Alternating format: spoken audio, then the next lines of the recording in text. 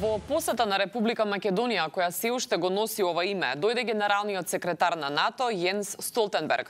Тој го посети селото Стајковци, каде што војниците помагаа при поплавите од 2016 година и присуствуваше на свечаност на која беше именувана улица по неговиот татко Торвалд Столтенберг.